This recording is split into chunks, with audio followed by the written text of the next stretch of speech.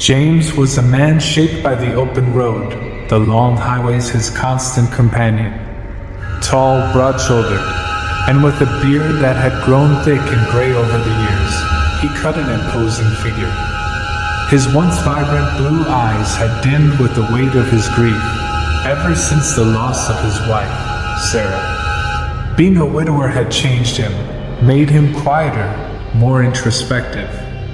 He had thrown himself into his work as a truck driver, finding solace in the hum of his old Peterbilt 359, a truck from the 1980s that had seen as many miles as his weary soul.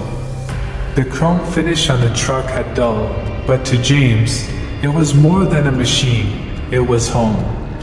But something had changed in James, something far beyond grief. The night that he had transformed for the first time still haunted him. The moon had been full, and his body had twisted and contorted into something he couldn't control, a creature, wild and powerful. He had become a werewolf, and since that night, the beast lurked just beneath the surface, always waiting for the next full moon to rise.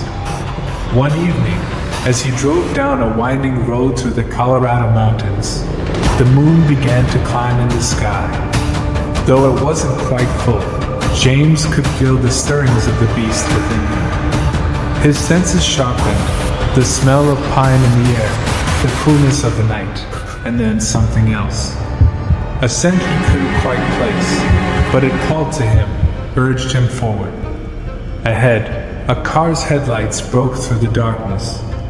It was a sleek, black sedan, moving steadily along the road. James's instincts kicked in, and before he knew it, he was pressing down on the accelerator, the Peterbilt's engine roaring as he pursued the vehicle.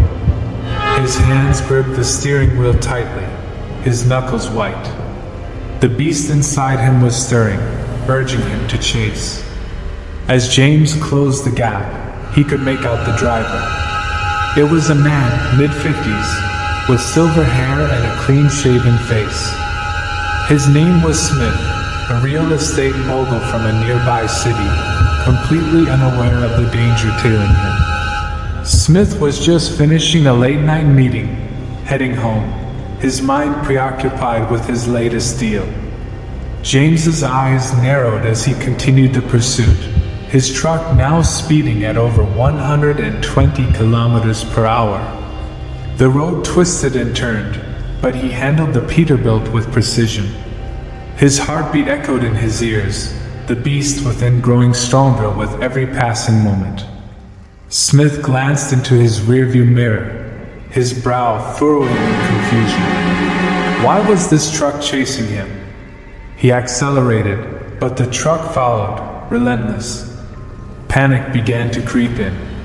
Smith wasn't sure what was happening, but something about the way that truck was closing in made his pulse quicken. He gripped the steering wheel tighter and pushed the gas pedal down harder. But no matter how fast he went, the truck was always right behind him.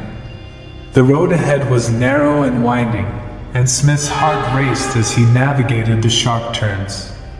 He wasn't sure why, but he knew he had to get away from the truck. The headlights in his rearview mirror were too bright, too close. He could feel the tension rising, the panic building in his chest.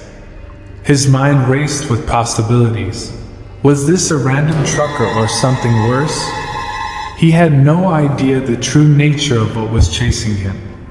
James, meanwhile, could feel his transformation coming on. His grip on the wheel tightened as his body began to change. He fought it, trying to stay in control, but the pull of the moon was too strong.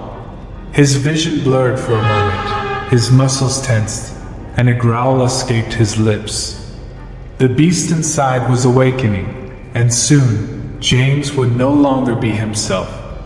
Smith, sensing something was terribly wrong, took a sharp turn onto a dirt road, hoping to lose the truck. The sedan skidded as dust kicked up behind it, but the Peterbilt followed, undeterred.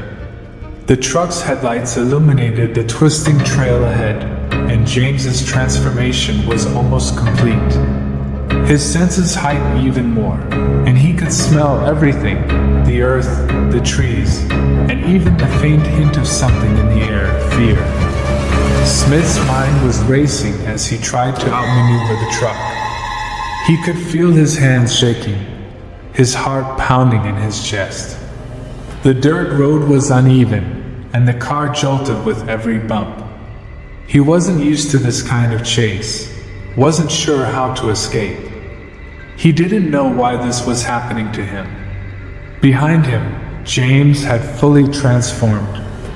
His hands, now clawed and trembling with barely contained energy, gripped the steering wheel as his instincts took over. The beast was in control now, and it had only one goal: to catch the car ahead. But just as James was about to close the distance, something shifted. Smith, in a desperate move, veered sharply to the right, sending his car into a narrow pass between the trees. The Peterbilt, massive and powerful, couldn't follow, and James was forced to slam on the brakes, his truck skidding to a stop. The beast within him howled in frustration, but the chase was over. Smith had escaped. Breathing heavily, James felt the beast begin to recede. The moon was still high, but the intense need to chase had begun to fade. He sat back in his seat, exhausted and confused. The memories of the night were already beginning to blur, but one thing was clear: the beast inside him was growing stronger, and it wouldn't be long before it came back again. Meanwhile, Smith, shaken but alive, drove as far as he could, never looking back. He didn't know what had happened that night, but he was certain of one thing: he had narrowly escaped something far more dangerous than he could ever understand. As James drove off into the night, he knew the road ahead would only get darker. The beast was always there, waiting, and every full moon brought him closer to losing control completely.